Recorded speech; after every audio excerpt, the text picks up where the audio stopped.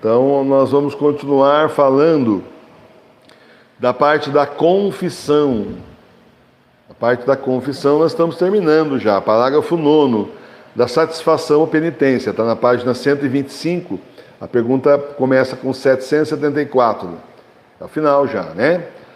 A satisfação, que é a satisfação? A satisfação, que também se chama penitência sacramental, é um dos atos do penitente com o qual ele dá certa reparação à justiça divina pelos pecados cometidos, pondo em prática aquelas obras que o confessor lhe impõe. É obrigado o penitente a aceitar a penitência que o confessor lhe impõe? O penitente é obrigado a aceitar a penitência que o confessor lhe impõe, se a pode cumprir. Se não a pode cumprir, deve dizê-lo humildemente ao mesmo confessor e pedir-lhe outra. Quando se deve cumprir a penitência? Se o confessor não marcou o tempo, a penitência deve ser cumprida o quanto antes, e deve fazer-se a diligência por cumpri-la em estado de graça. Como se deve cumprir a penitência? A penitência deve-se cumprir na sua integridade e com devoção. Por que na confissão se impõe uma penitência? Isso aqui era tudo muito bom, né? Antigamente, né? Hoje em dia, bom, ultimamente, as últimas confissões que eu tinha feito, nem Ave Maria e Pai Nosso não mandava rezar, quanto mais penitência. Enfim, é que eu falo, lembra esse livro aqui do começo do século passado. Era outra igreja, a igreja verdadeira. Impõe-se uma penitência porque de ordinário, depois da absolvição sacramental, que perdoa a culpa e a pena eterna, resta uma pena temporal por pagar neste mundo ou no purgatório. Por que razão quis nosso Senhor perdoar no sacramento do batismo toda a pena devida aos pecados e não no sacramento da penitência? Nosso Senhor quis perdoar no sacramento do batismo toda a pena devida aos pecados e não no sacramento da penitência, porque os pecados depois do batismo são muito mais graves, uma vez que são cometidos com maior conhecimento e ingratidão aos benefícios de Deus, e também para que a obrigação de satisfazer por eles sirva de freio para não se recair no pecado. Podemos nós, com nossas forças, dar satisfação a Deus? Não, com as nossas forças não podemos dar satisfação a Deus, mas nós o podemos unindo-se a Jesus Cristo, que com merecimentos da sua paixão e morte dá valor às nossas ações. É sempre suficiente a penitência dada pelo confessor para pagar a pena que ainda resta no pecado? A penitência que dá o confessor não é de ordinário o suficiente para pagar a pena devida pelos pecados. Por isso deve-se fazer diligência por supri-lo com outras penitências voluntárias. Assim, gente, você peca.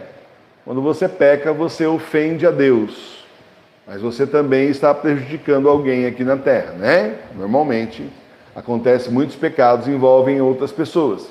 Então, o que a igreja normalmente faz quando você se arrepende verdadeiramente do seu pecado, ela vai e perdoa o seu pecado. Foi esse o sacramento que o Senhor nos deixou. Via de regra era assim, né?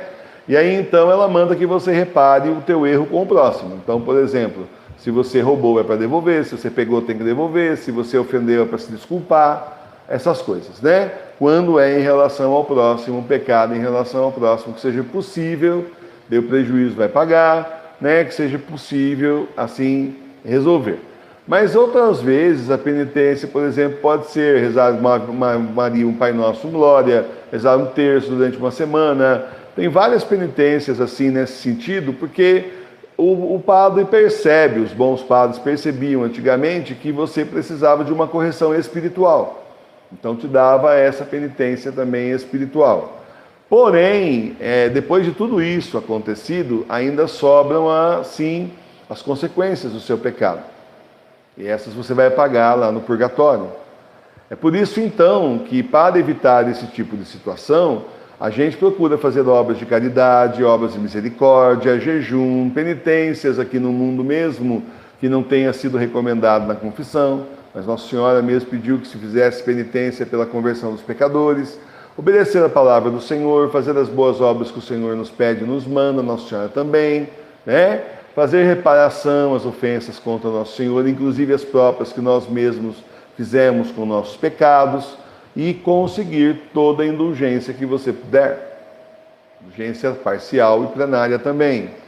Pessoalmente, o que eu faço, como eu sou consagrado a Jesus por Nossa Senhora, sou escravo de Maria, eu ofereço tudo que eu consigo, tudo que me é dado, eu ofereço de volta pelas mãos de Nossa Senhora para Jesus, para que ele então, possa ser oferecido então pelas almas do purgatório, pela conversão dos pecadores e também em reparação ao Senhor. Eu não fico com nada para mim. Quando eu, por exemplo, recebo uma indulgência, eu ofereço para as almas do purgatório, especialmente aquelas que mais precisarem. Eu não sei quem são, mas o Senhor sabe, Nossa Senhora sabe. Então eu não fico com indulgência nenhuma para mim. Via de regra, lá uma vez ou outra peço licença ao Senhor com muita dor no coração e peço indulgência para mim. Mas via de regra eu ofereço às almas do purgatório que precisam muito, mas precisam muito mesmo, porque elas não podem mais fazer nada por elas próprias. Tá certo? Só que na economia de Deus, você quando dá, você não fica sem, você recebe de volta.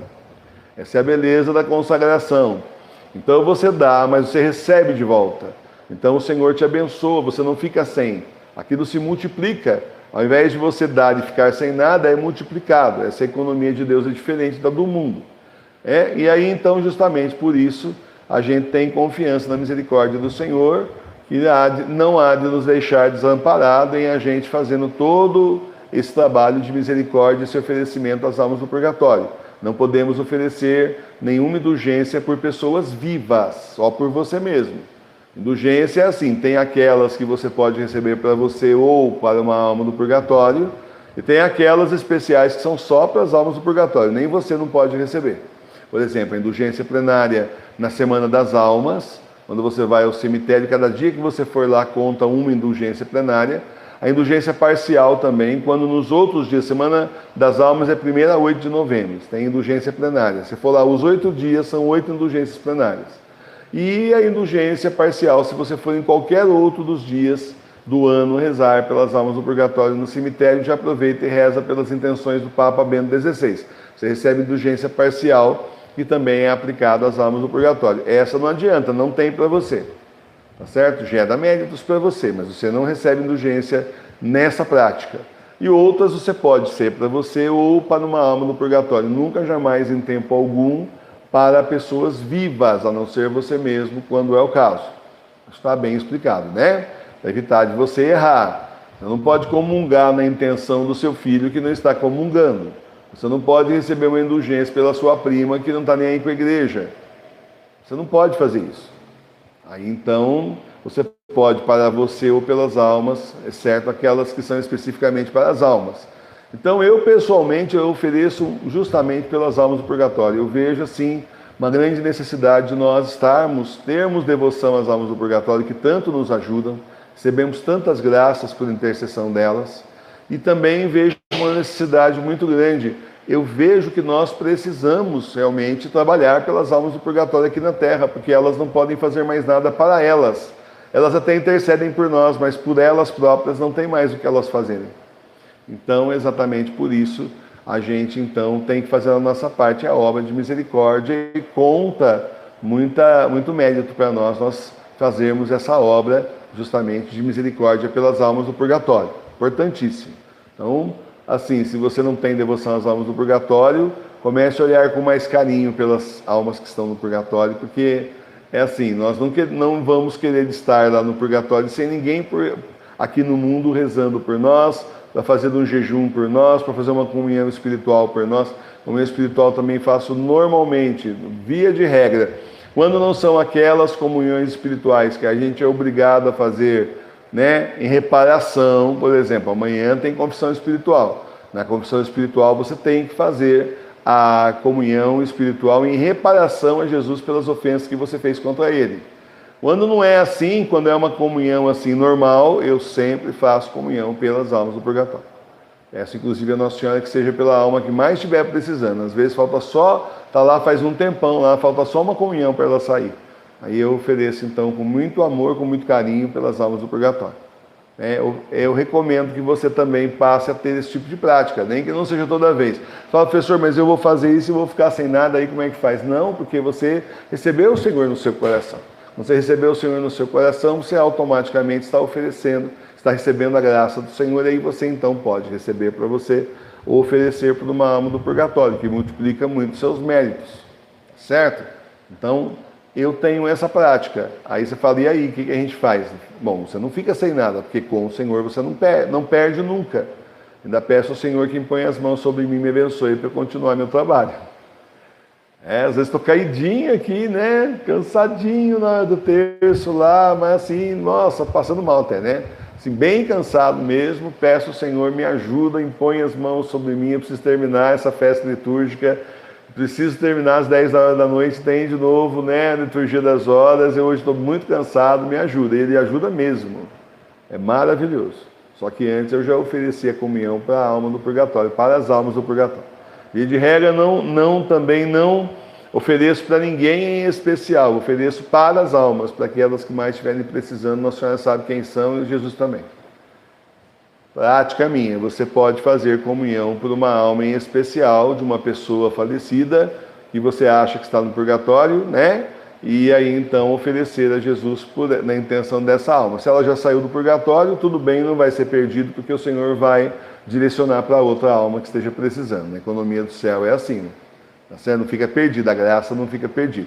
Então comentei um pouquinho com vocês, né, justamente dessa parte toda, que a gente precisa aprender, né, a fazer para a gente ajudar mais as almas do purgatório, né, que precisam tanto de nós e que nos ajudam se nós pedirmos. Eu sou testemunha de várias graças que eu já recebi por intercessão das almas do purgatório. Ajudam mesmo a gente.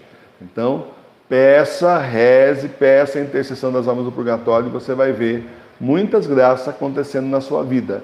E vá lendo também o que você puder, sério, né, gente? Tipo livro assim do Monsenhor Ascânio Brandão, que tem em PDF na internet sobre as almas do purgatório, é excelente para você entender mais sobre as almas.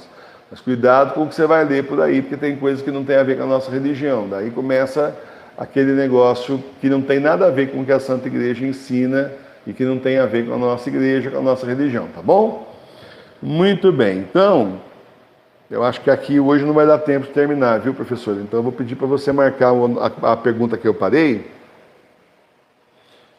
Nós vamos continuar amanhã nas 780, amanhã não, porque amanhã tem confissão, mas nas 782.